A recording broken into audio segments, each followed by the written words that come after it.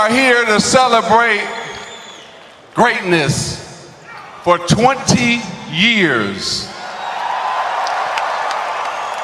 Excellence for 20 years. The other forward. For the final time, number 24.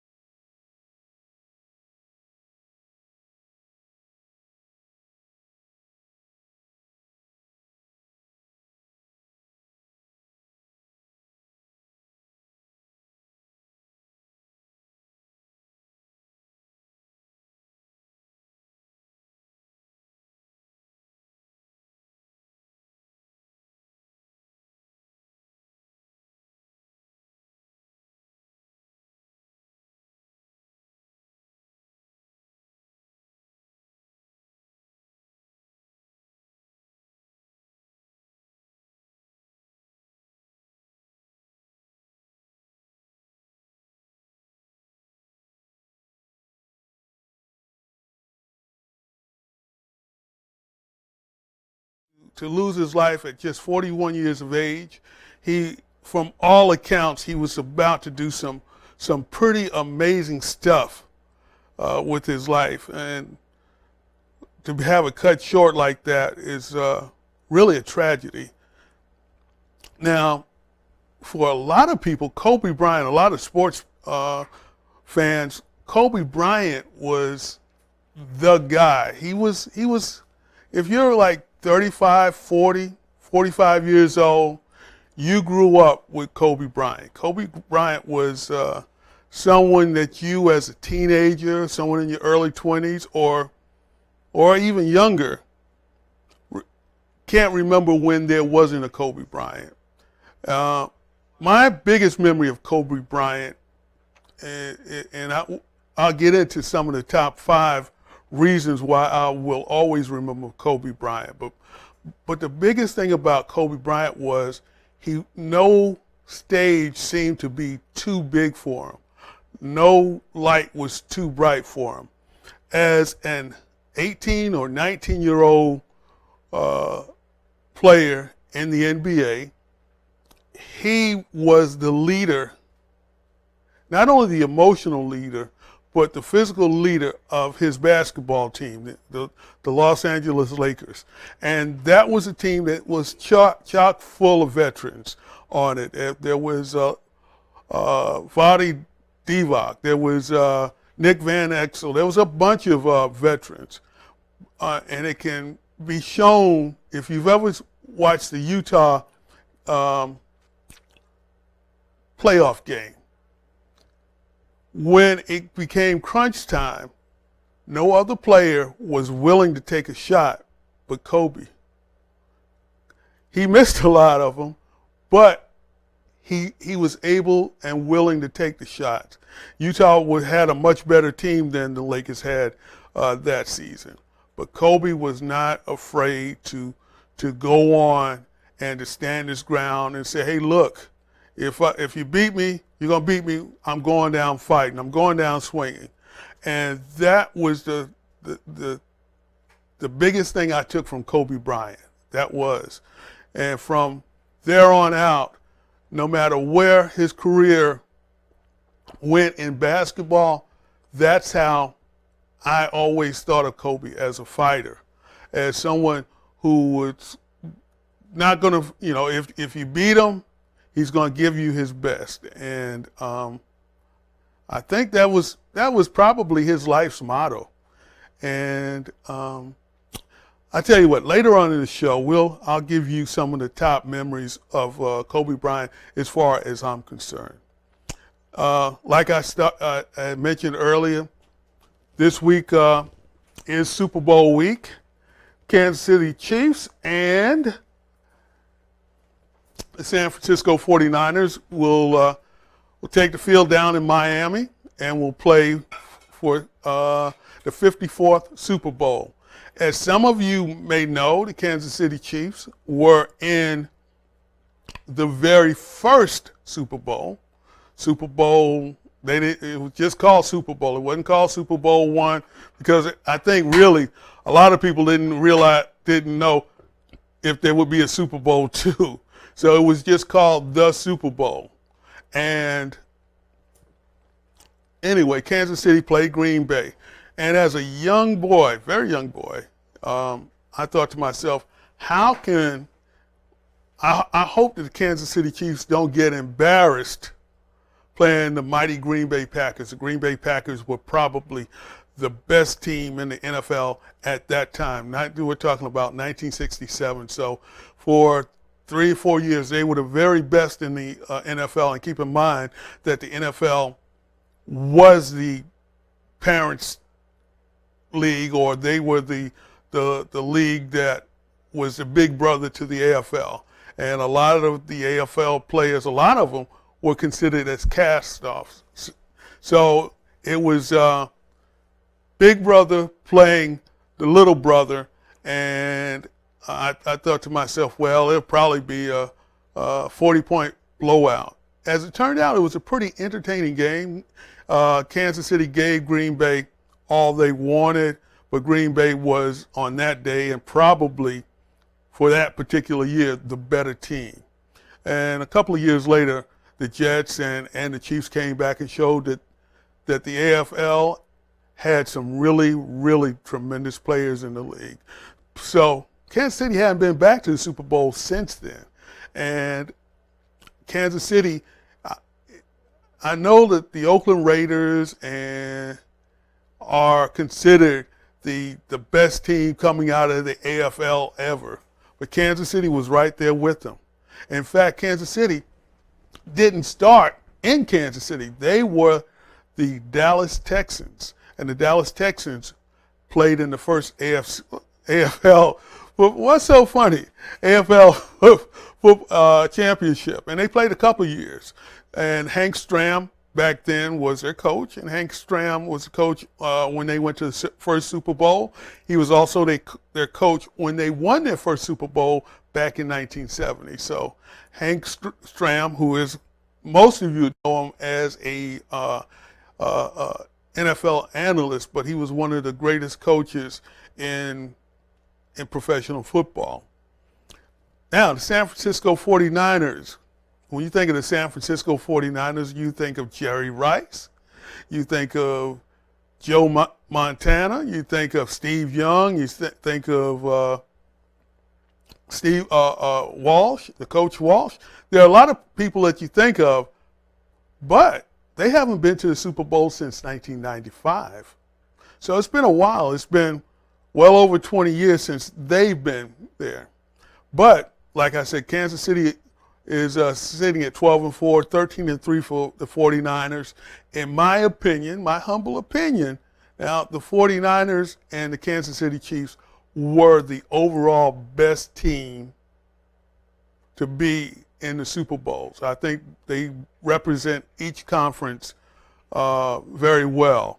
I think that for a lot of the season, Baltimore was considered the best, but I think you have to throw in a caveat when you say that maybe the reason why Kansas City wasn't quite as good as Baltimore throughout the entire season was that Patrick Mahomes got injured, and during, I think it was mid-season, a knee injury, and it lasted for about 3 or 4 weeks. And once he got over the injury, Kansas City, I think, became the better team in the AFC. So we have a 12-4 versus a 13-3. And you know what? We'll get into that. We're going to take a break. And when we come back, we're going to break down the team's strengths and their weaknesses. This is a Super Bowl edition of the Sunshine Sports Report here on 904 Live. By the way, don't forget, if you're watching this, please share and like. You can share and like.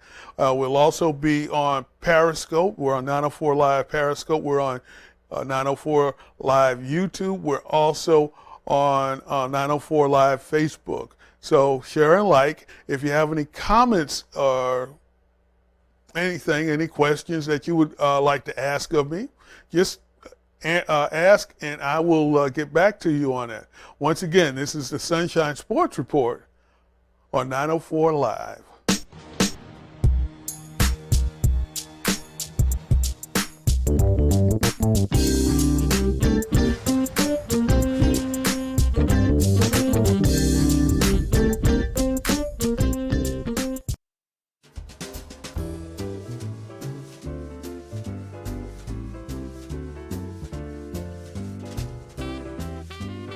Welcome to San Sebastian Winery. My name is Mike. I would like to personally invite you to come and join me and the others for a tour of our facility.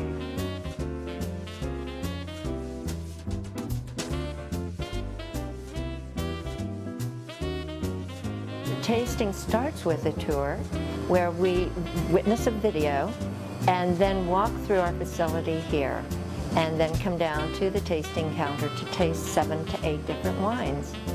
Our job here at the winery is to show them a good time, also educate them no matter what their knowledge level is about wine. We always enjoy having them leave here with a little bit more than they came. When we've concluded the tasting, we talk about taking some time to go through the store, go through the shop, look at the wine accessories that we have, decanters, glasses, venturis, aerators. It's a wonderful experience. We have one aspect of the building that is extremely special. It holds the barrels that hold our fortified dessert line of port, and it is a beauty. It's a young ruby port, and we're very proud of it. We limit our tours to about 25 people for a reason. We do not want big, gigantic tours where you feel like you're just one of many. I believe the best part of the tour is at the tasting counter, where we have a little bit more personal interaction with our customers. I love to sit around, talk about good wine and how it's made, where it comes from, all of those good things.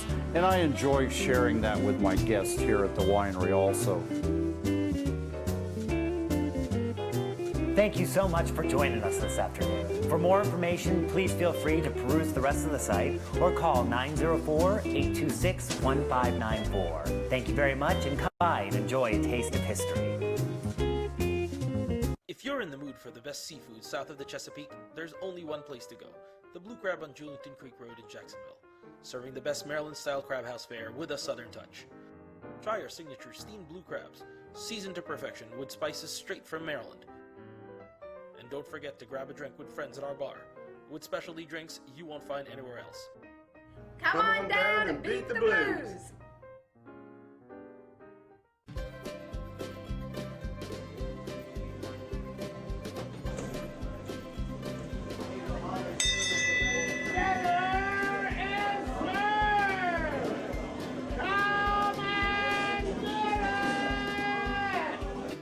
That buffet was created out at the Palms Fish Camp that my parents owned for a long time, and we started doing that on the weekend and then started getting recognized in every city, newspaper, television, because of the authenticity of North Florida's cuisine. Gotcha.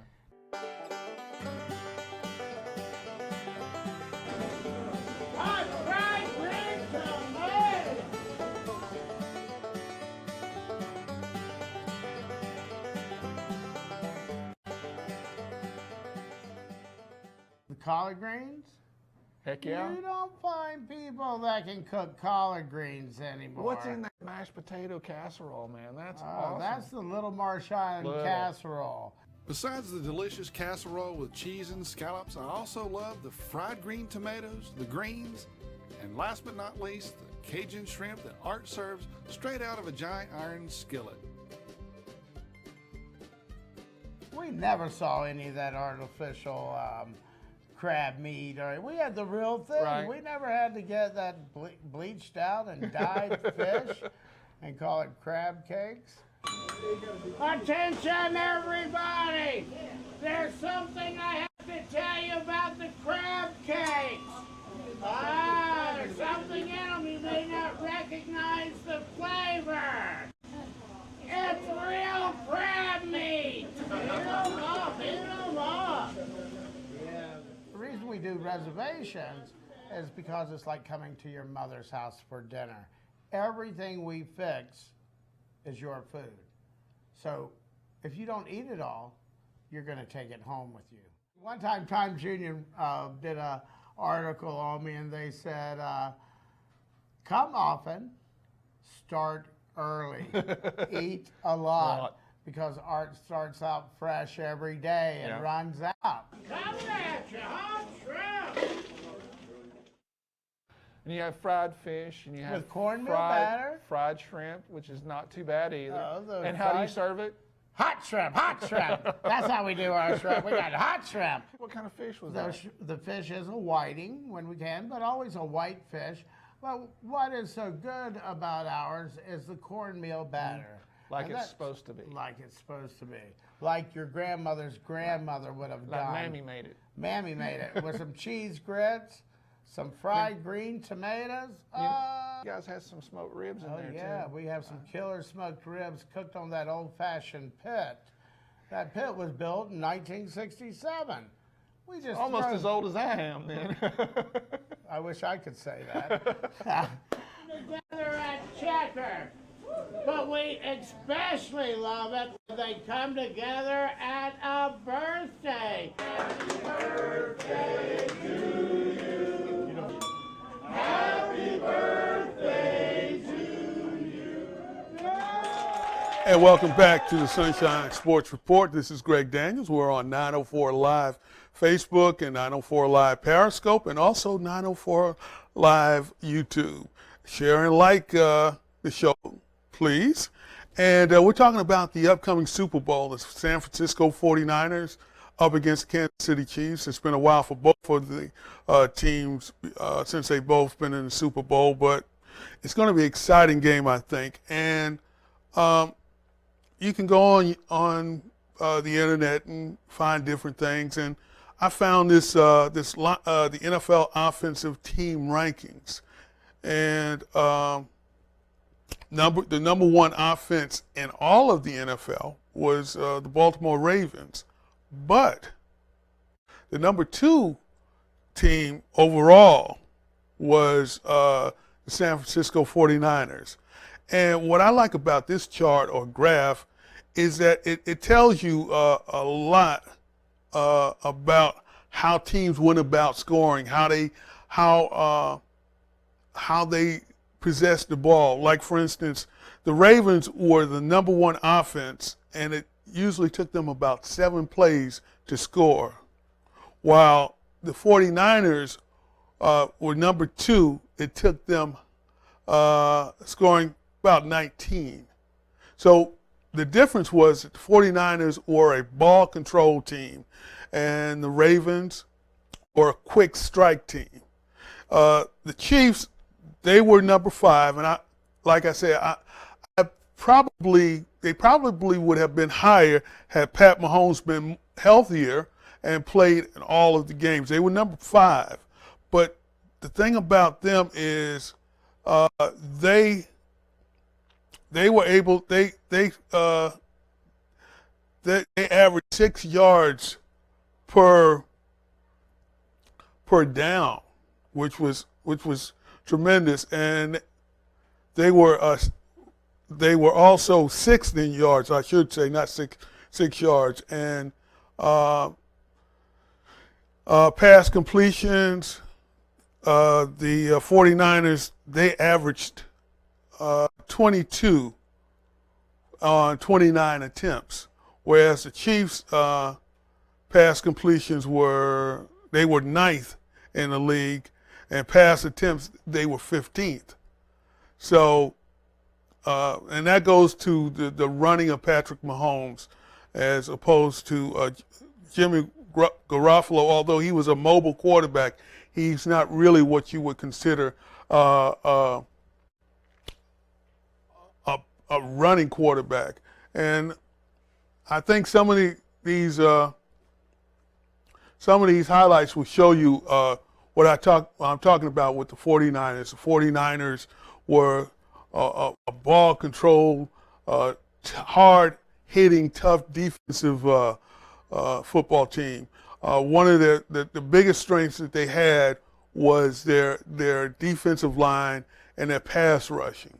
They were a tremendous pass rushing team, and led by Kawan Alexander, Nick Bosa, DeForest Buckner, even Sheldon Day. Sheldon Day more of a run stopper, and Richard Sherman back in the defensive back. A lot of people say that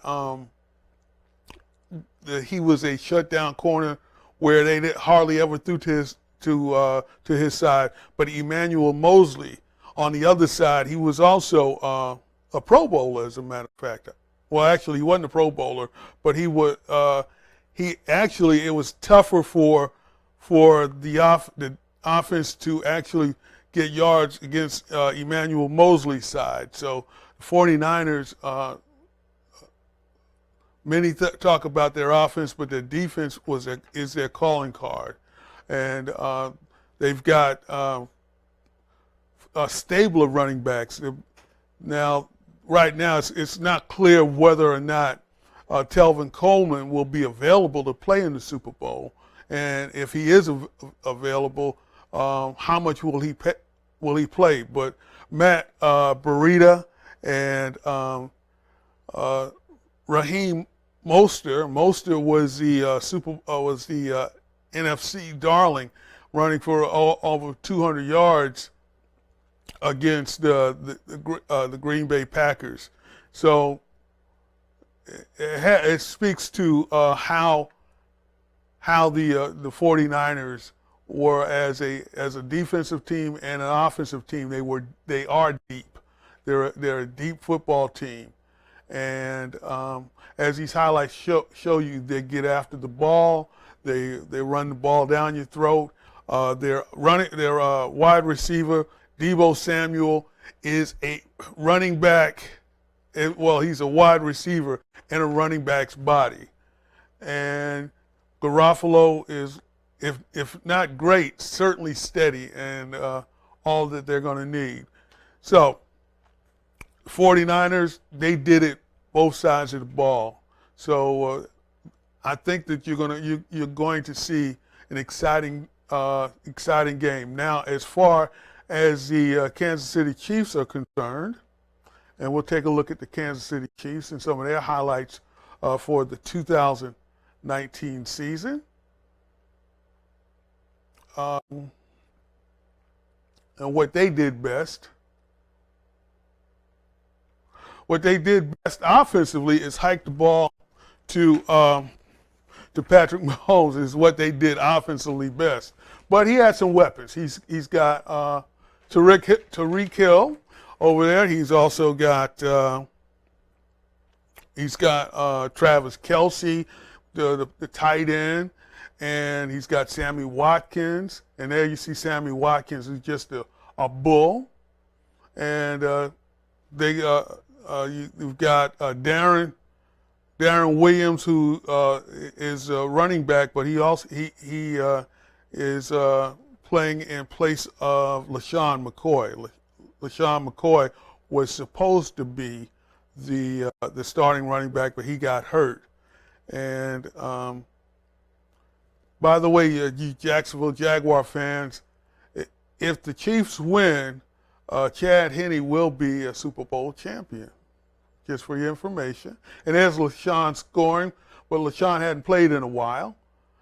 And there is big number 57. Now, this is a game against the Baltimore Ravens. And see how they got after him? They kept him in the pocket. And that's big Travis Kelce there coming up with a big play. And that's Clark, defensive end, sacking him, and that is another. The Kansas City Chiefs are a tough running team, but offensively, I think that they're probably one of the fastest teams on the outside with Tyreek Hill, Hardeman, and also Sammy Watkins. And then up the middle, you've got Travis Kelce, and they can put him on any side of the field, and he'll be tough. So I look for a tough defensive game with lots of offense. How does that play out? I mean, so I think that there are going to be some extraordinary offensive plays, but also at the same time it's going to be very tough. The game is going to be played very tough defensively. So it's and I've been wrestling with it, trying to figure out which way I think I could go on it. Should I take Kansas City, because Kansas City has been good for the last 2 years. The 49ers, although last 3 years have been so-so, but you knew that there was talent there. And this year they just broke out. And as much as I like the Kansas City Chiefs, I'm going to go with the 49ers to win this year's Super Bowl, simply because I think that they're a more balanced team, even though I think the best player on the field will be Patrick Mahomes. He's better than any particular player the 49ers may have, but I think their overall team is better. And I like the San Francisco 49ers, and we will say, I will say 32-25.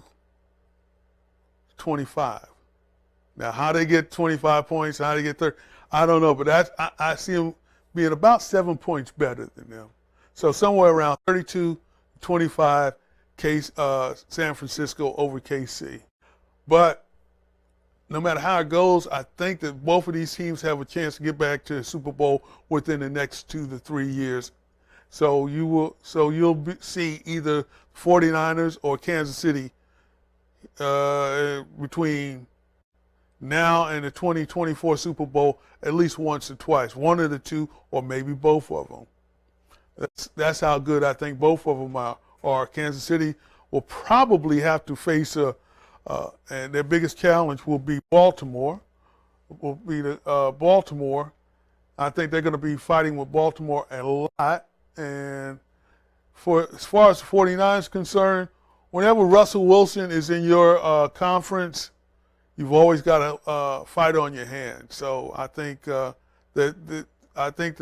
right now the NFC West is probably the most competitive conference in the NFL. Just my belief. So once again, Chiefs 25, San Francisco 32, 7-point win for the 49ers, and probably one of the more exciting football games you'll see in the Super Bowl. Last year's Super Bowl was not, it just wasn't what I thought it would be. It was a lot of defense and hardly any offense. So you heard it first from me.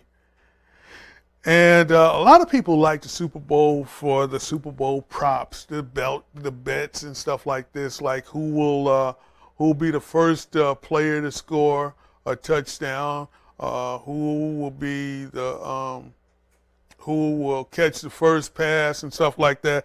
Different props bets that they do in Las Vegas and around the country. But there are other things that I like about the Super Bowl that's kind of non-football related. Oh, before I get to that though, let me just pick out a few of the participants in the Super Bowl.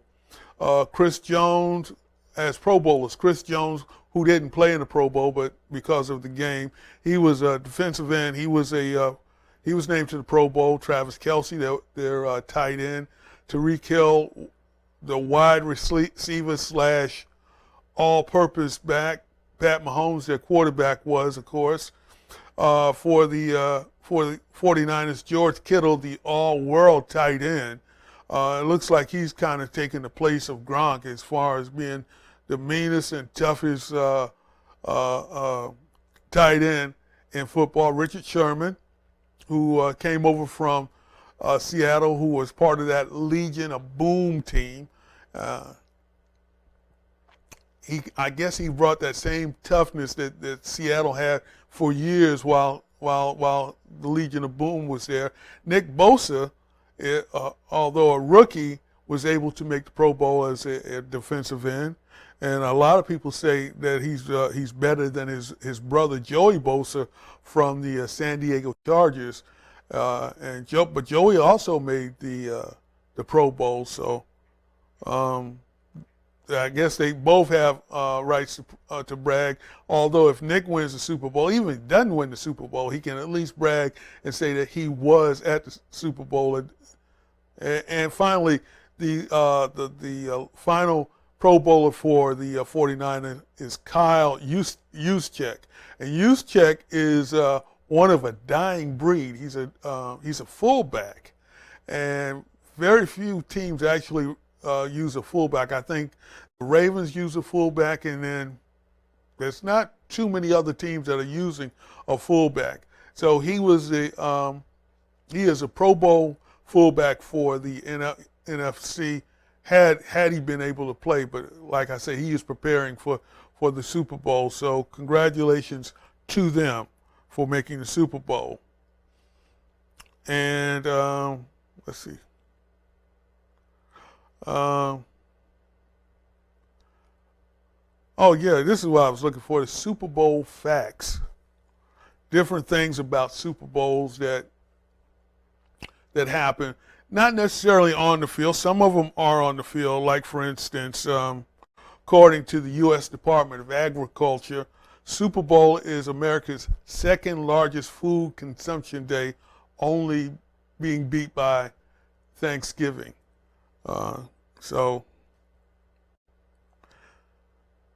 Peyton Manning is the only starting quarterback to win Super Bowls with two different teams.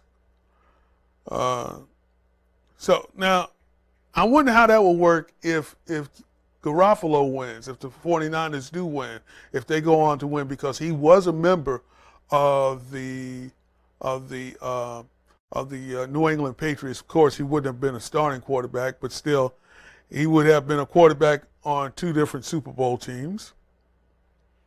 This is interesting that I found that since the Kansas City Chiefs are playing in it, did you realize that back in 1967, the most expensive ticket for a Super Bowl seat was $12. That's $12.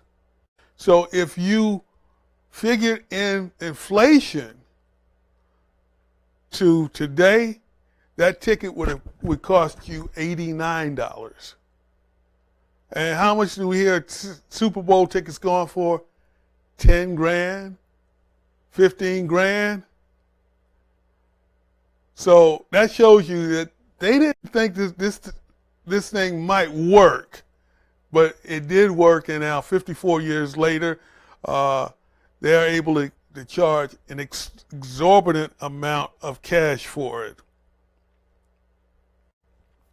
As you know, the team that's lost the most Super Bowls would be the Denver Broncos and the New England Patriots. So the thing is, you got to be in it to win it. And New England's, it just seems like they're always in it. So they win some, they lose some. So they're tied with New England for the most Super Bowl losses with 5. And this Super Bowl is going to feature Jennifer Lopez and Shakira. Petty, do you know who Shakira is? Oh, you know Shakira? Okay, they're going to be the Super Bowl act at halftime. They're the featured act at halftime.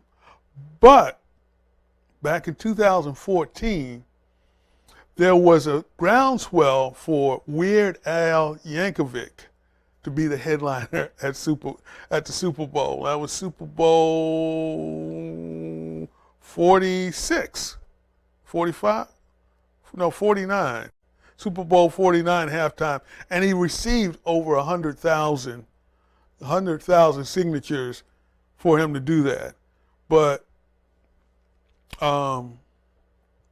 it didn't come to pass. I'm not even sure who actually wound up being the Super Bowl headliner.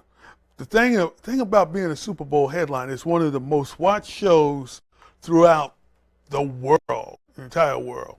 And so whoever the headliner is, musical headliner is, they will make millions from it. In fact, Shakira, who was going to be co-host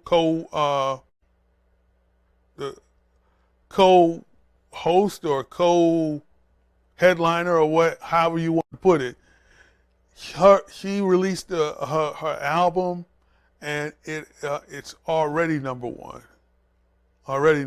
Before, and by being a Super Bowl headliner, she will make millions off of it. Do you recall a couple of years ago there was some, I cannot recall the act, but there was some, the NFL wanted to charge the talent to actually be in the Super Bowl. Now, and you know what? It probably would.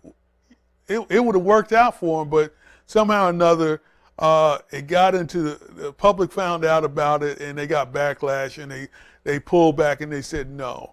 But there's cash being changed between hands, between the headliners and their agents and the NFL. So, it's a huge business. It goes from a $12 ticket to a $15,000 ticket in 50 years. Let's take a time out, and we'll come back, and we're going to switch up, and we're going to talk a little bit more about Kobe and the NBA. The NBA has come up with their, at least their starting roster of the East and West. And when I can tell you that LeBron James is the captain of the West, and over in the East, Antetokounmpo is the captain of the Eastern team. By being named captains, that signifies that they received the most votes in their conference. In the Western Conference, it was LeBron, and in the East, it was Antetokounmpo. And let's take a time out on the Sunshine Sports Report. You watching the 904 Live, 904 Live Facebook, 904 Live Periscope, and also 904 Live YouTube. St. Augustine is the oldest city in the United States, 450 years old, and architecture, the history, it's an exciting place to be and explore the past, but looking at the future as well.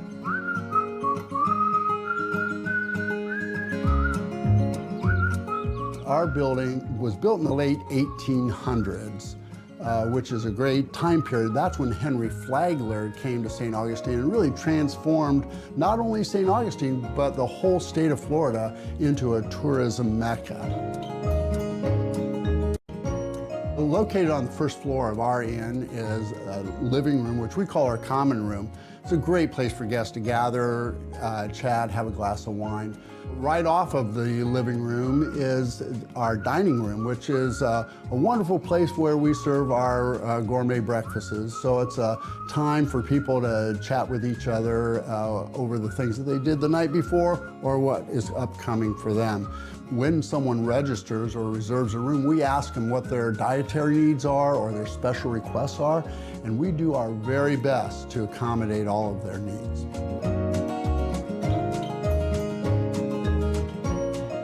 We We also have right off of that a huge side deck that is fantastic to sit out and enjoy the warm weather of Florida.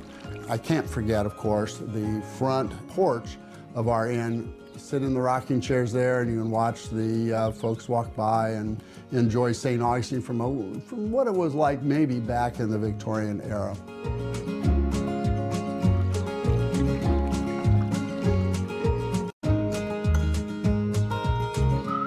At Journey's Inn Bed and Breakfast has 5 different rooms. We have our fantastic Egypt room, which is a king-size bed. Front porch is private to that room, and the most interesting thing is the bathroom. It's amazing. It has a 2-person steam shower with music and lights. It's really a cool room. It's probably one of our most fantastic. We also have our much more affordable room, our Charles Lindbergh room, which is a queen-size bed, bright and cheery, but we also have the Dr. David Livingstone room. King-size bed, has its own private veranda overlooking the side garden. It's huge. One of our most interesting rooms that we have now is the Key West Suite. It is located in the carriage house right behind the main inn. It has its own private entrance, is our most private room. The nice thing about that room is that not only does it just handle 2 people, but we can take as many as 4 in that room.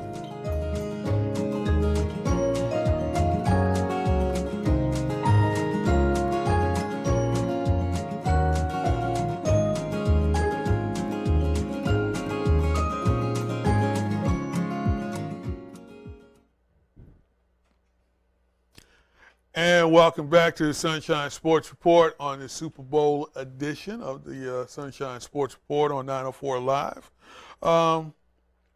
There's other news in the NBA. The NBA All-Star Weekend will start February 14th through the 16th, which is about 3 weeks away.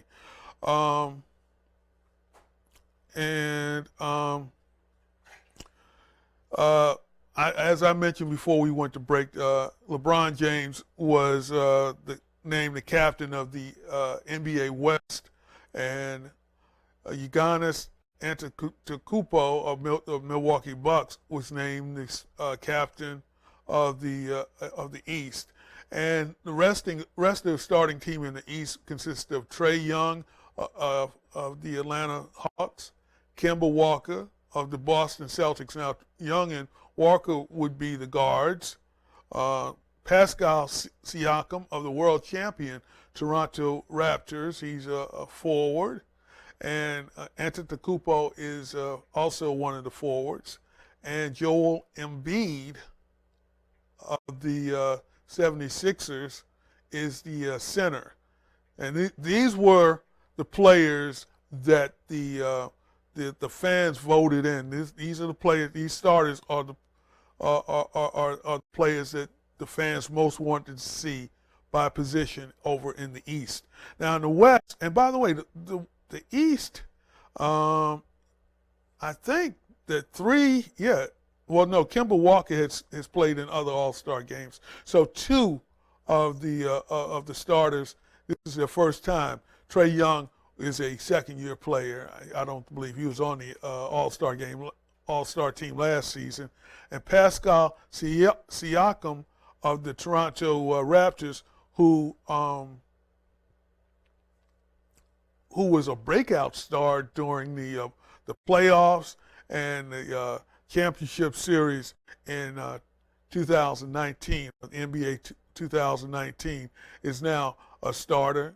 Now that his former teammate has gone, Kawhi Leonard, he is now the guy on that particular team. Now, in the West, LeBron James is joined by James Harden, Kawhi Leonard, and at center, Anthony Davis. So there's nothing unusual about those 4 being on the All-Star team, and not only being on the All-Star team, but being starters. But the 5th player on the team is also a second-year player, much the same as much as Trae Young. In fact, Luka Doncic, who is the fifth player on the starting five of the Western Conference starters, both of them were traded for one another. The Mavericks had to pick and wanted to pick Trae Young, or actually did pick Trae Young, and Atlanta Hawks said, well, we want this guy. So they made a trade, and the Hawks wound up with Trae Young, and Dallas wound up with Luka Doncic. So it's a trade that has helped and has been beneficial to both of the teams. Both of the teams not only got good players, they got all-star players, and really starting all-star player caliber. Now, the rest of the conference looks like this as far as being chosen by the East. It's Bam Adebayo from Miami, Jimmy Butler also from Miami, Kyle Lowry from Toronto, Chris Middleton from Milwaukee, Domantas Sabonis from Indiana, Ben Simmons from Philadelphia, and Jason Tatum from the Boston Celtics. In the West, Rudy Gobert from the Utah Jazz, Brandon Ingram from the New Orleans Pelicans, Nikolai Jokic from Denver, Damian Lillard from Portland Trail Blazers, Donovan Mitchell also from the Utah Jazz, Chris Paul from the Oklahoma City Thunder, and Russell Westbrook from the Houston Rockets. They also will be in the All-Star game. But I don't know if you know how this works. The captains will go on TNT, and they will pick their team, the rest of the team. So we know who the starters will be for each conference. We just don't know who the reserves will be, and we won't know that until the captains pick the rest of their team from those players I just mentioned. Even though they were selected from the East, Bam Adebayo and from the West, Rudy Gobert was selected from the West. It depends on where, say, like LeBron does have the first pick. LeBron has his pick of any reserve that's on the team, and he can pick them. And then Antetokounmpo goes second. He picks whoever he wants to, and then it goes back to. So we're not sure. It's going to be a mix of Eastern and Western teams, and this will be done on February 6th. And I believe, like I say, it's going to be on TNT because TNT usually does it. And the All-Star Weekend will be about a week later, February 14th through the 16th. So they'll have the whole weekend where you have your celebrity games, you'll have your rising star games, you'll have the slam dunk, the three-point shot, all kinds of things will be going on. And that'll take place February 14th through the 16th. Now, since the last time we saw you, the number one pick in the NBA actually got on the field. He got on the field and was able to play. And actually, he turned out, he really played pretty well. Let me tell you, let me pull this up and I will tell you how well indeed he played. And keep in mind, he's limited to the minutes that he's able to play. And here we go. Well, I say here we go. Pulling it up. Zion Williams, the number one pick in the NBA this year for the New Orleans Pelicans. He's averaged, he's played in 4 games. He's averaged 24.1 minutes, about 24 minutes. He's averaging 18 points, almost 8 field goals made, and he's shooting 63%. And the thing is, though, his first game back, he hit 19 consecutive shots. Not 19 shots, but 19 points. 19 consecutive points to bring the Pelicans back from a deficit because of the minutes restriction. He wasn't able to finish the game, and the Pelicans ultimately lost the game. But the Pelicans have to feel a little bit. They have to feel pretty good about it. That this kid not only did he come back and he didn't look like his explosive self yet, because it looks like he's still injured because he's still hobbling around the court. But he's while he was injured, he improved on some of the skills, his shooting skills basically. So once he gets all his explosiveness back, he's going to be, I think, the player that they drafted. And keep in mind, he's like the third heaviest player in the NBA, and he's like 19 years old. He's 6'8", 6'7", and the third heaviest player. The other two players are all over 7'3", that are heavier than he is. And that's the biggest concern that a lot of NBA experts say, is that being around 280 or so, that's a little too heavy to carry that weight around for 82 games, and he's bound to get other injuries. We'll have to wait and see. But I mean, the only comparison I can make with this with Zion is Charles Barkley. He's a bigger, more explosive version of Charles Barkley, if you can imagine that. Charles was considered undersized. A lot of people say he was 6'6", but in reality, he's probably closer to 6'4", which is still a big guy. He was like 260, 6'4", but he had an explosive vertical. But Zion has the same, but he's a lot larger. Now, Charles, what he did was he lost a lot of weight during his playing days, and he became a superstar.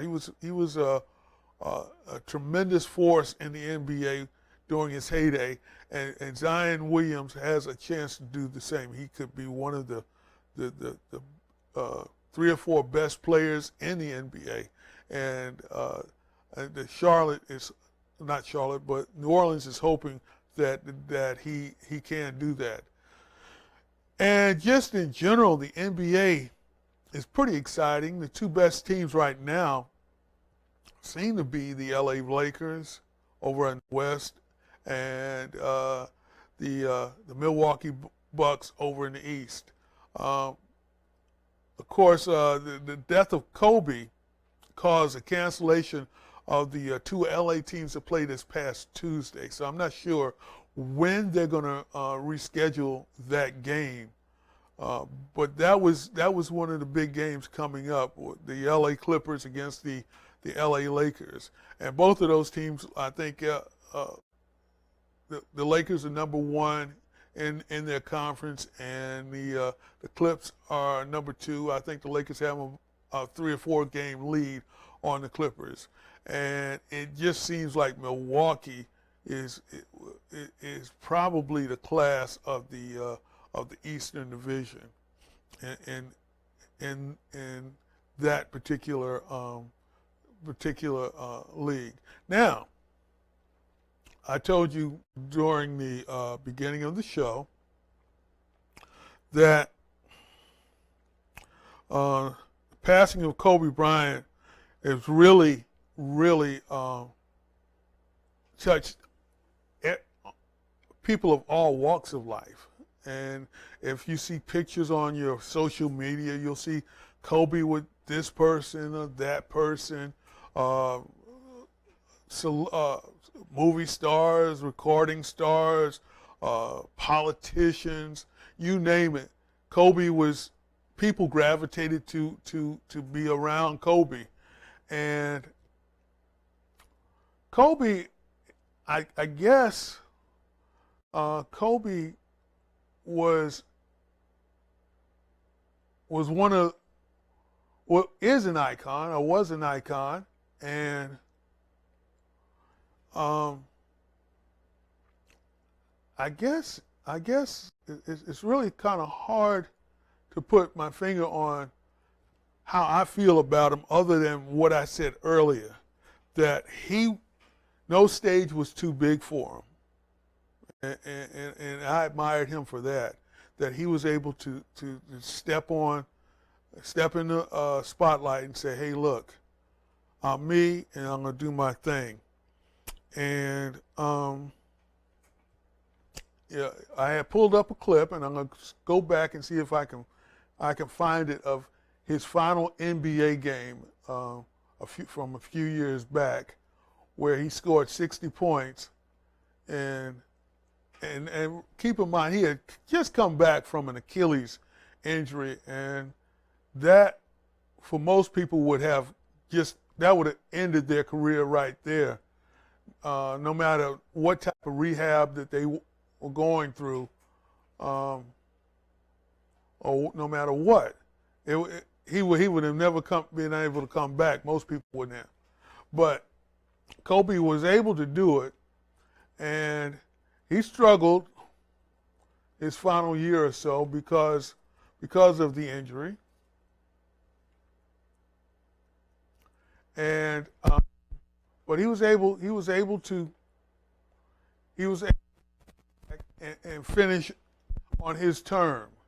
So we're going to take a look at his last game, where he scored 60 points, the highlights of it, where he scored 60 points. And I'm going to talk a little bit about how I feel about him, and my biggest memories of him as someone who follows sports, who have been following sports for all my life. And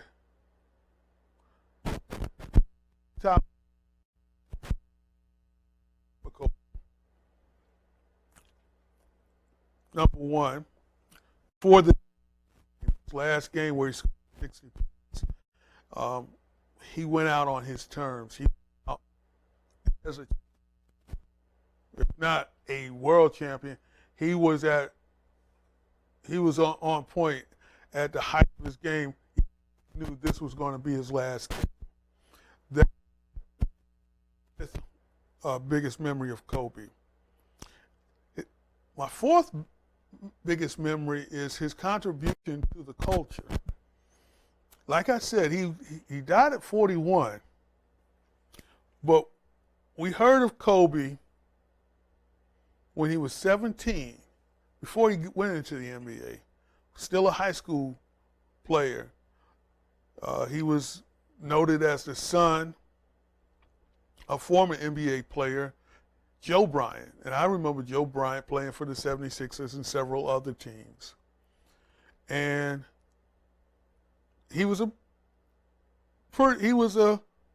decent NBA player, so I figured his son would probably be the same, a pretty good player. Had no idea that he would be so dominant. He came into the NBA with a bang, because if you remember, those of you old enough to remember, he wasn't actually drafted by the LA Lakers. He was drafted by the Charlotte Hornets, the old Charlotte Hornets. And Kobe said, I'm not, he pulled a Peyton Manning or Eli Manning. Hey, I want to play in the NBA, but I don't want to play in Charlotte. And somehow or another, the Lakers, with Jerry West, was able to wrangle his way into Charlotte and get Kobe Bryant out. So Kobe Bryant that's how Kobe became a Laker, through Charlotte to the LA Lakers. And the iconic part about it was Kobe was you would see Kobe on television shows. I don't know if many of you have heard of the show Moesha, starring Brandy Norwood. Brandy herself was a child star, about the same age as Kobe Bryant. And he was on her show. He was on The Fresh Prince. He was on all different types of sitcoms and dramas and stuff like that. And he became well known, and the non-sports viewer knew of Kobe Bryant. And he hadn't yet to turn 20 years old. And as the Lakers continued to get better and to win after that Utah game, then he became part of the culture. So whoever was dealing with Kobe, as far as that was concerned, knew how to market Kobe. And Kobe was indeed, he grew with the NBA and the NBA brand. The third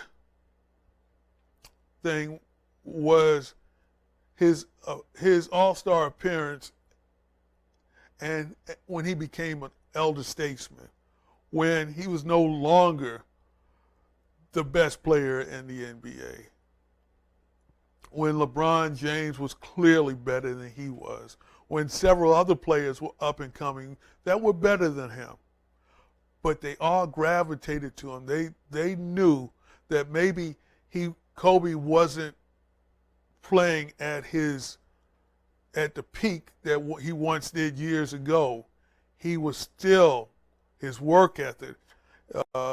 People, even to this day, even after he finished playing, the players said Kobe would reach out to them and help them with their game. And so many players were just in awe of him. Something that I don't think Michael Jordan did, and I'm not trying to compare him to Michael Jordan, but that's something that Michael Jordan didn't do. And there's other stars, but Kobe, he gave back to the young stars, and I think that they all appreciated him for it. And I think that that's why so many of the players are hurt and not really believing that he's gone, because he was so much of a part of their lives, and that he reached out to them. And that's number 3 that I'm going to remember Kobe for. The fourth thing is, it's